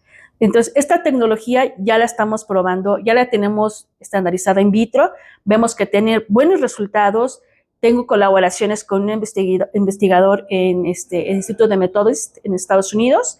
Un chico ahorita se fue a hacer una estancia allá para poder incrementar y favorecer más nuestro conocimiento de esta nueva tecnología, y tenemos resultados ya en animales sorprendentes con uno de los antígenos. ¿Qué tipo de animales usan? Allá se utilizan los NOD-SCID, que son ratones que carecen no solamente de linfocitos B y B, T y B, sino además carecen del receptor de interferón gamma, para que no tenga actividad de nada del sistema inmune, sí, ni T, ni B, ni gamma delta, ni nada. Entonces, con una célula troncal cancerosa que yo le ponga, podría generar un tumor. Pero en ellos estamos probando estos CAR-Ts. Y somos, de hecho, creo que en el país los primeros que estamos desarrollando CAR-Ts contra tumores sólidos. ¿Y dónde están aplicando? O sea, si lo que quieren es detectar pacientes de manera temprana, ¿dónde se piensa aplicar este tipo de...? Bueno, esto todavía falta muchísimo, como lo mencionaba. La idea que yo tengo en un futuro, ya que terminemos todas las pruebas de diagnóstico, estudio de prueba diagnóstica, pues es trasladarnos a centros de salud, donde podamos captar a los pacientes no en etapas avanzadas, sino en etapas incipientes, donde no se tiene todavía conocimiento de una enfermedad grave porque no tenemos una gastritis exacerbada. Imposible que sean detectadas. Exacto. De hecho, cuando un paciente con cáncer gástrico es detectado en etapas 1, 2, que son iniciales, una cirugía de raspado de mucosa puede salvarle la vida al paciente. De hecho, vuelvo a decir que todo el cáncer, todos los tipos de cáncer son curables si se detecta a tiempo. A tiempo, sí.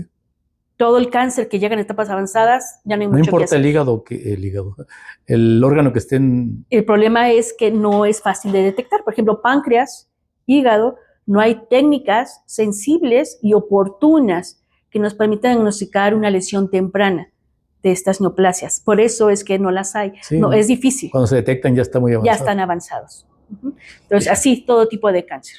Y la idea es captarlos en etapas iniciales para incrementar la cura de la enfermedad. De las pacientes que, porque dices que llegan voluntarios, van colaboradores, van familiares, ¿qué porcentaje de esos voluntarios resultan positivos? A la fecha solamente hemos tenido fueron 49 pacientes sanos. Eso está publicado ya, lo pueden encontrar en las publicaciones que tenemos, lo pueden buscar como Ortiz Sánchez Elizabeth.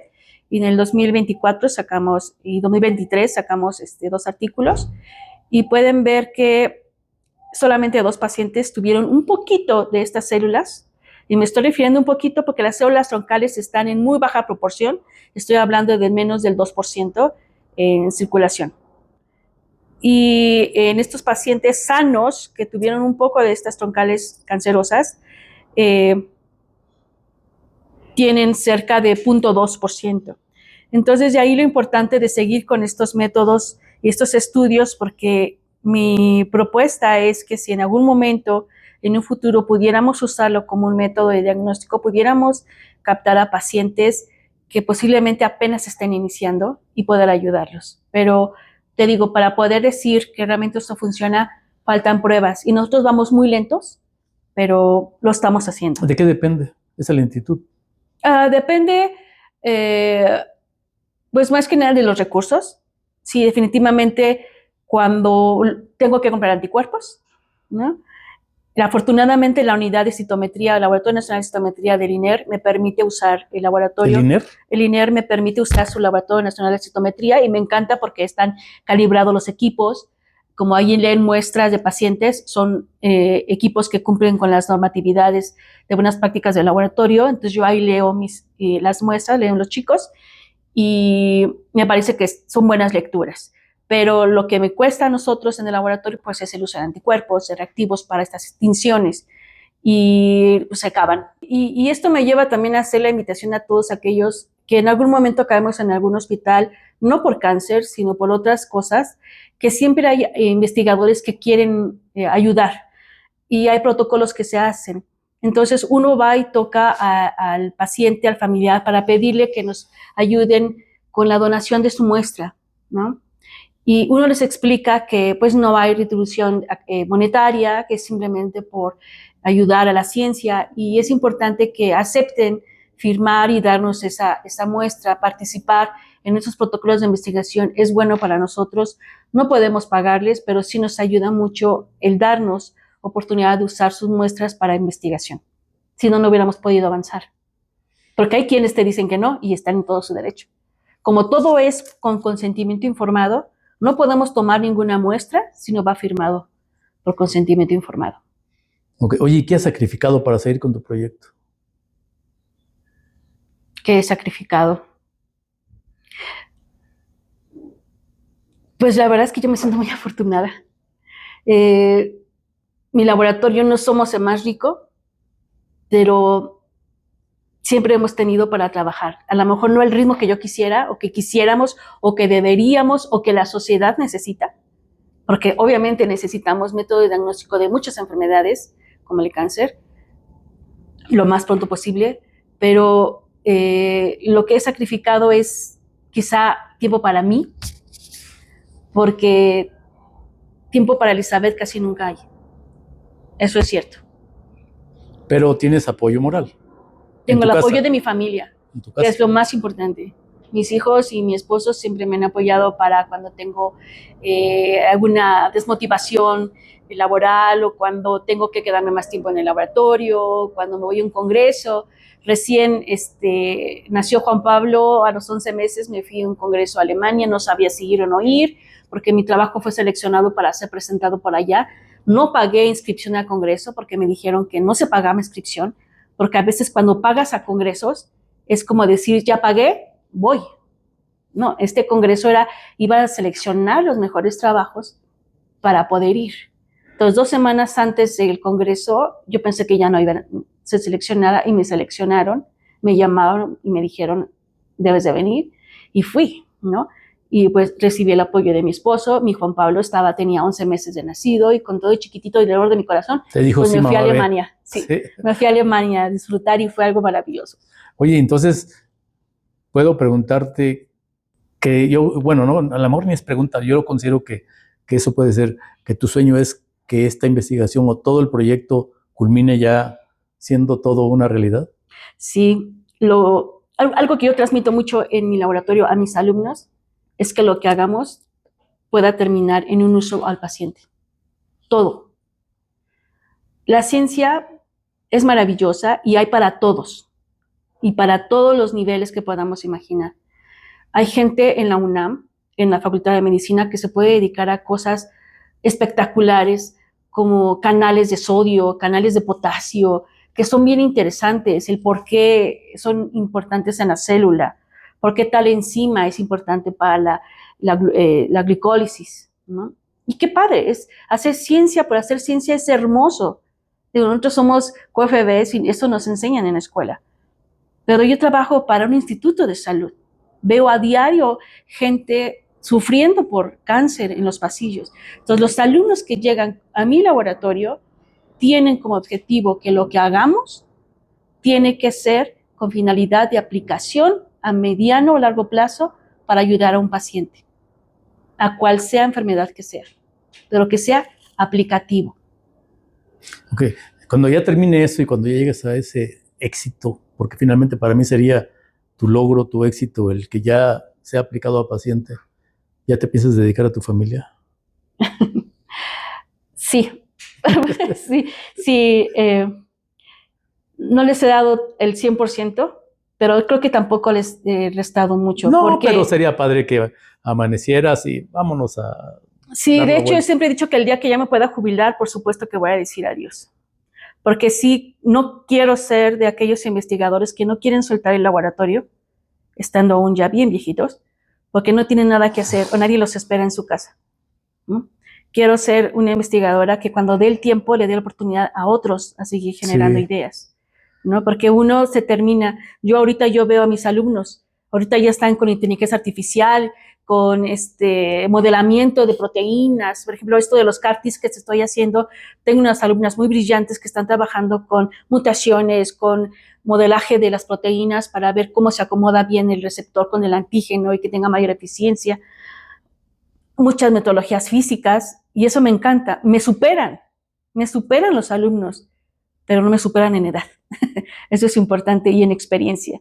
Entonces están a mi cargo. No metas la edad, meta la experiencia. Pero están a mi cargo y sé que ellos tienen mucho potencial para ser grandes investigadores, todos los que están ahí.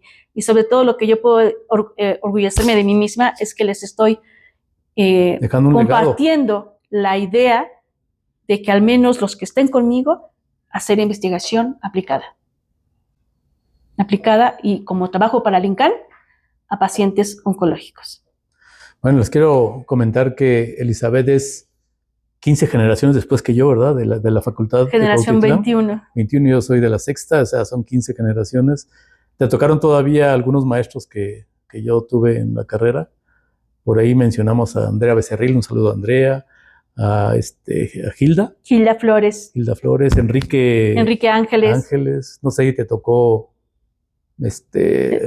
René, no, ya no está ahí René Miranda. ¿Ah, sí? De hecho, un día compartí un comité tutoral con el doctor Enrique Ángeles. Miranda. El doctor Enrique Ángeles y la doctora Gilda Flores fueron mis pilares para ser investigadora. Debo decirlo. La verdad es que el doctor Enrique Ángeles, él fue quien me aventó. Él me ayudaba con becas para jóvenes en investigación, y aunque ya no me quedara en química orgánica, que es lo que él hacía, me decía, no te preocupes, yo te sigo dando la beca, tú entra a micro para que pruebes otra área. Me fui a micro, pero él me daba la beca, después me fui a inmuno y él me seguía pagando. Y ahorita sigo colaborando con el doctor Enrique Ángeles, estamos colaborando con me caía mal. Ay, a mí me caía mal. No, no es cierto. Me llevo muy bien, bueno, me llevo muy bien con él y hace mucho que no lo veo. Muchísimos años que no lo veo, un tipazo. Un tipazo, doctor Enrique Ángeles. Yo lo estimo mucho. Me lo saludas y hablas con él. Y si no hablas con él, también me lo saludas. Sí, hablo con él seguido. Perfecto, ahí me lo saludas. A ver si se acuerda de mí. Pues bueno, se acabó creo que ya nos pasamos de tiempo, pero no importa, vamos a darle porque está interesante todo lo que nos comentas. ¿Quieres ampliar algo? Pues solo decir que no echen el saco roto, que se hagan endoscopías a nivel de salud. En Japón, por ejemplo, así como en México, de hecho el cáncer gástrico, hay mayor incidencia en Japón, en Asia, en toda la zona oriental. ¿Por la alimentación? Por la alimentación. Y puedo casi asegurar que hay un factor genético que aún no hemos descubierto. Sí hay cáncer gástrico hereditario, pero así como papiloma tenemos un factor genético, las mujeres mexicanas, que nos hace más susceptibles a la infección de papiloma. También debe de haber algo genético en la población mexicana y en la población asiática, que a final de cuentas, genéticamente, tenemos genes derivados de los genes asiáticos, ¿no? De esta teoría del estrecho de Bering, yo creo que tiene mucho que ver. Y entonces, en Japón, hay una alta incidencia de cáncer gástrico, pero no alta mortalidad como hay aquí, ¿no? Yo les mencionaba por qué es tan importante el cáncer gástrico. Podemos tener, es un ejemplo muy burdo, 100 mujeres con cáncer de mama, pero desafortunadamente o afortunadamente, como lo quieran ustedes ver, 30% de ellas son las que llegan a fallecer, ¿no? La mayoría la libran. Desafortunadamente mueren el 30%, más o menos. De cáncer gástrico puede haber 50 pacientes, pero de esos 50 pacientes, 45 mueren por cáncer gástrico. Esto te habla de una alta tasa de mortalidad que tiene el cáncer gástrico. Entonces, en Japón, como es una enfermedad de salud pública, lo que hacen es estar monitoreando a toda su población y decirle, ¿sabes qué, Elizabeth? Te toca tu endoscopía el viernes 21 de marzo a las 9 de la mañana y te están llamando para que vayas, porque sale más caro tratar a un paciente neoplásico, oncológico, que prevenir la enfermedad. Entonces, yo sé que la endoscopía nos está costando 8,000 pesos porque nos sedan, ¿no? Antes, no sé, ahora en el ISSSTE o IMSS hacían las endoscopías a la Viva México, no anestesiaban y te meten el tubo, ¿no? Y es algo horroroso y por eso todo el mundo tiene el tabú de no hacerse endoscopías. No sé si eso siga siendo en la actualidad, en el INCAN no lo hacen, pero si no, hay que juntarlos, hacer tandas, lo que sea, para hacer la endoscopía y poder hacer un diagnóstico preventivo, ¿no? De hacernos un chequeo, como lo hacemos con otras enfermedades, un chequeo constante. Entonces, en Japón, como tienen ese buen hábito de salud, de estarse checando por endoscopías. Mal hábito alimenticio, pero buen hábito de salud. Así es, previenen el desarrollo de cáncer, porque detectan todo a tiempo. Entonces, alta incidencia, pero baja mortalidad. ¿Y en México? No hay, tenemos, es el quinto tumor mayor incidente y también gástrico, con mortalidad. Okay. Pues muchas gracias, Elizabeth, por tu tiempo, por haber gracias por la invitación. Todo lo que nos comentas de ti, por haber abierto tu corazón a toda la gente que no conoces, pero que ya te conoce a ti. Y la verdad es que es muy interesante la entrevista, me gustó mucho todo lo que de tu vida personal, muy interesante, y de esto que nos dices, creo que va a abrir los ojos a mucha gente para que nos hagamos la endoscopía, para revisarnos, a ver cómo nos está yendo, y deseo de todo corazón que tu investigación llegue a buen fin y tengas el éxito que deseas, y por el bien de todos y sobre todo el bien de los mexicanos y de la humanidad, porque no sé si esto quede aquí, no sé si esto pueda trascender, así que vámonos, que ya nos vieron, dicen por ahí. Y quiero regalar un recuerdito de aquí del asador. Y bueno, muchas gracias. No sé si eres cafetera o cervecera. Ambas.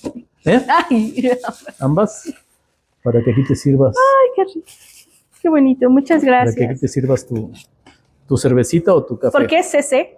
CC es el nombre de la empresa, Control de Calidad de Laboratorio. Así lo nombramos al inicio, y desde el asador nació después, por eso es Radio CC Lab, desde el asador, donde la ciencia se cocina a fuego lento. Ya viste que fue a fuego lento todo, y también la ciencia se cocina a fuego lento, donde no te tape. Y bueno, si les gustó, suscríbanse, activen la campanita, denle like, nos ayuda mucho a que sigamos con este proyecto. Les dejamos el enlace de la receta escrita en la cajita de descripción. Muchas gracias, Elizabeth. Gracias, sobre todo por haber confiado en nosotros en el programa. Muchas gracias por la invitación. Y bueno, también por compartir tu historia personal. Gracias al staff, gracias a Ale, gracias José, gracias Rubén y a todos los que hacen posible este programa. No se vayan, la receta de Radio CC Lab, desde el asador, donde la ciencia se cocina a fuego lento. Hasta pronto.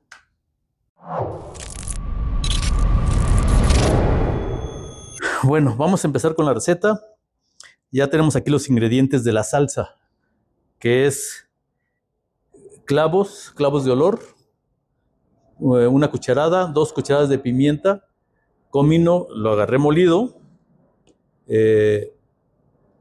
orégano, unas 2 cucharadas de orégano, 6 dientes de ajo, 7 porque son 3 pollos, y hojas de laurel. En esta ocasión le vamos a poner hojas de aguacate porque no lleva hojas de aguacate, sin embargo, quiero ver cómo sale con hojas de aguacate. Es aromatizante, le da un sabor especial al platillo, vamos a ver. Y tenemos casi medio kilo de chile guajillo y unos 15, más o menos 15 chiles de chile morita. ¿Sale? Entonces vamos a empezar con la receta. Pero antes nos vamos a echar una rolita. Hidalgo no tiene un tema así que pueda interpretarse dedicado a Hidalgo, pero pues México sí tiene muchas canciones y se me ocurrió que podíamos cantar una de José Alfredo Jiménez, Cuando el Destino. Me gusta mucho esa canción y espero que ustedes también. Entonces vamos a soltar la pista. Es una pista de karaoke. A ver cómo nos sale.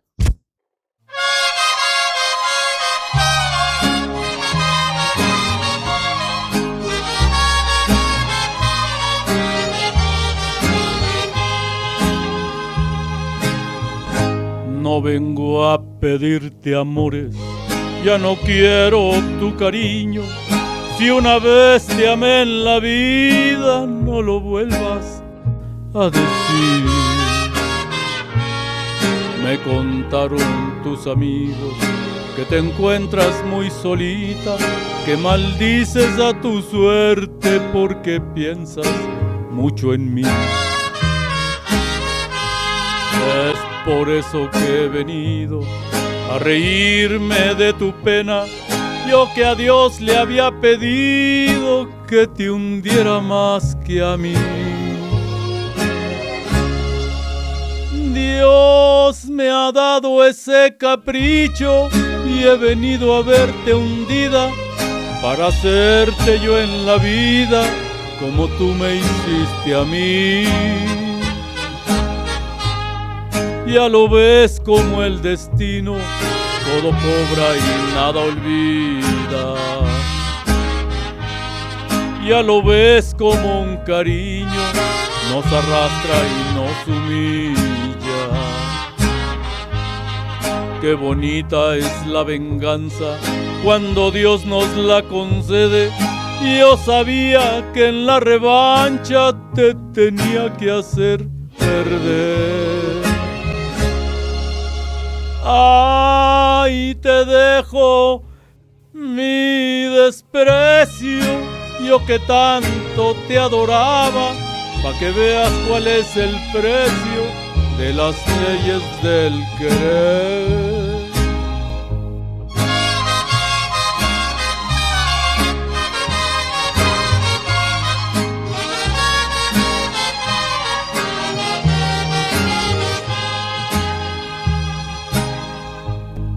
Ya lo ves como el destino todo cobra y nada olvida.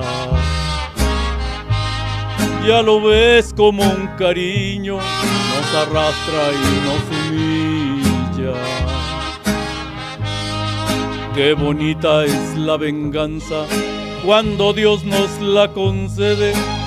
Yo sabía que en la revancha te tenía que hacer perder. Ay, te dejo mi desprecio, yo que tanto te adoraba, pa' que veas cuál es el precio de las leyes del querer. Ay, quedó. Continuamos con la receta, si no nos viene el tiempo encima. Para esta receta tenemos que preparar una salsa. Vamos a preparar la salsa del chimbo, pero iniciamos con la desvenada y le vamos quitando las semillas al chile guajillo y después continuamos con el chile morita. Es más difícil quitarlo al chile morita, pero hay que quitarle las semillas y también la avena. Vamos a tomar un cuartito o unos 200 gramos de manteca de cerdo. Precalentamos un sartén y vamos a dejarlo que se funda la manteca. Dejamos que se vaya calentando en flama baja, no queremos que se nos arrebate para los chiles y vamos colocando los chiles guajillo, primero los chiles guajillo y los vamos colocando en un recipiente para que se enfríen y poder licuarlos. No los podemos licuar calientes, bueno sí se puede, pero es mejor que estén fríos para marinar las carnes. Mientras se enfrían vamos a lavar nuestras carnes para quitarle impurezas de la manipulación de la carnicería. Mismo procedimiento para el pollo, el chamorro y las costillas. Terminamos de freírle los chiles morita, también a fuego muy lento. Recuerden que no podemos permitirnos que se nos amargue. Es primordial que no se nos vaya a amargar la salsa y nos vaya a perjudicar en el guiso, en el preparado. Para entonces preparamos con la licuadora y una jarra con agua. Y vamos licuando todos los ingredientes con los chiles secos, fritos, pero que ya deben de estar un poco fríos. Incorporando las especias y añadiendo sal al gusto. Hay que tener mucho tacto para la sal. Una vez que terminamos de licuar todos los ingredientes, nos preparamos con un recipiente grande donde deben caber todas las carnes. Para entonces bañarlos de salsa, tanto los pollos como las carnes de cerdo. Así como ven que lo estoy haciendo.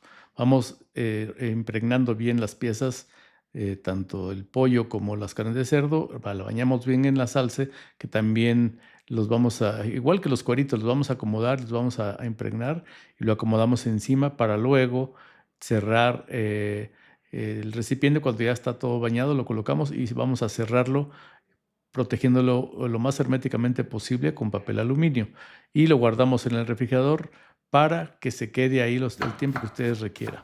Vamos a guardarlo, nosotros vamos a pasar de un día para otro. Ahora vamos a preparar los escamoles. Vamos a picar muy finamente una cebolla mediana. Muy fino, muy fino. Esto lo que queremos es que no se confunda con los escamoles, lo más fino que se pueda. Y vamos a precalentar una cazuela de barro para vaciarle la grasita a la parte central del tuétano. No usaremos ni aceite de oliva ni aceite vegetal, será solamente tuétano. Lo dejamos que primero se funda un poquito para luego vaciarle la cebolla para que se vayan integrando los sabores. Le vaciamos la cebolla picadita y le vamos moviendo. Que primero se acitrone bien la cebolla. Esperamos a que quede bien acitronada para entonces dejarle caer los escamoles. Los escamoles, que es la parte principal de este segundo platillo que nos va a acompañar, vamos a moverlos lentamente para que no se nos desbaraten y dejamos que se cuezan. Y pueden dejar que se doren también, pero a mí me gustan cocidos nada más. No doy tiempos para que ustedes lo hagan como ustedes quieran, preferir el sabor. Mientras esto pasa, vamos a limpiar los epazotes. Ya están lavados, vamos a escoger las hojas para que podamos entonces manipularlas de manera que puedan aportar su sabor también. Vamos a picarlas muy finamente y reservamos, y antes de agregarlos vamos a achicar la sal una pizquita más, creo que le puede hacer falta. Ustedes chéquenlo. Antes de agregar el epazote dejamos que se funda media barra de mantequilla y dejamos que se integre con la cebolla y los escamoles. Cuando esto ya se llega y se logra integrar, entonces le dejamos caer epazote. Yo le puse mucho epazote, me encanta el sabor del epazote, y este platillo se lleva muy bien con el epazote. Vamos a moverle constantemente para integrarlos nuevamente y lo dejamos reposar, lo dejamos ahí reservado. Y hay que preparar el fuego y usaremos carbón de mezquite y leños de encino. Mientras se calienta, mientras se prende, vamos a ir asando las pencas de maguey con mucho cuidado. Yo me puse mis guantes para agarrar trastes calientes porque retienen muchísimo calor y pues, se puede uno quemar. Entonces hay que hacerlo con calmita. En la estufa puede ser en el carbón, pero pues, falta mucho para que esté listo. Una vez listas las vamos a colocar en una charola honda, para entonces en la parte de abajo vamos a colocar tramos de chicharrón del cuerito. Vamos a colocarlo en 3 piezas, lo voy a hacer yo, para que eso sea nos contenga ahí un poquito las carnes, y vamos a empezar a colocar lo que dejamos marinando un día antes o unas horas antes, depende cómo lo hayan hecho, y empezamos a colocar de manera distribuida, que se queden bien distribuiditas las piezas, tanto el pollo como chamorro y costilla, porque le puse costilla también. Es mucha carne, así que vamos a necesitar mucho tiempo de cocción, a ver si nos alcanza el tiempo. Pero bueno, esto ya ustedes no hay que nos corretee, yo porque tengo programa y debo estar listo para comer. Ahora le vamos a colocar unas hojas de aguacate. No lo lleva la receta original, yo le quise poner unas 8 hojas. Me gusta el sabor que despide el aguacate cuando se cuecen al vapor, y cubrimos entonces con los cueritos, pero antes de que se tape perfectamente le vamos a poner unos nopales. Yo los piqué en tramos para que se puedan colocar en toda la parte, en toda la superficie sobre la carne, y vamos a entonces colocar, yo tomé 8 nopales, ustedes pueden, si les gusta mucho, pónganle más, si les gusta, no les gusta, no le pongan, pónganle unos poquitos nada más, o no le pongan. Y ahora vamos tapando, intercalando las pencas para cubrir nuestro preparado, y le vamos a colocar encima una charola. Esa charola va a entrar a presión, vamos a tratar de que todas las pencas se queden adentro a fuerza para que no se nos vayan los jugos y no se nos vayan a quemar. Le vamos a amarrar con alambre galvanizado. Voy a amarrar dos tramos a lo ancho y uno a lo largo. Pasado ese tiempo, unas 4 a 6 horas, dependiendo del calor y la cantidad que ustedes hayan preparado y los tiempos, yo voy muy apresurado. Entonces sacamos la preparación del horno y vamos desatando Vamos desatando con cuidado porque el alambre galvanizado también puede dar sus tirones. Para entonces abrir las pencas, empezamos a abrirlas para poder empezar a emplatar. Vamos a percibir el aroma de lo preparado. Es delicioso esto que estamos haciendo y hay que disfrutar siempre cuando se prepara algo tan especial. Vamos a emplatar para acompañarnos con unas tortitas calientes, una salsa picosita y por supuesto con unos taquitos de los deliciosos escamoles. Hasta la próxima. Buen provecho. Nos vemos en el próximo programa, donde la ciencia se cocina a fuego lento.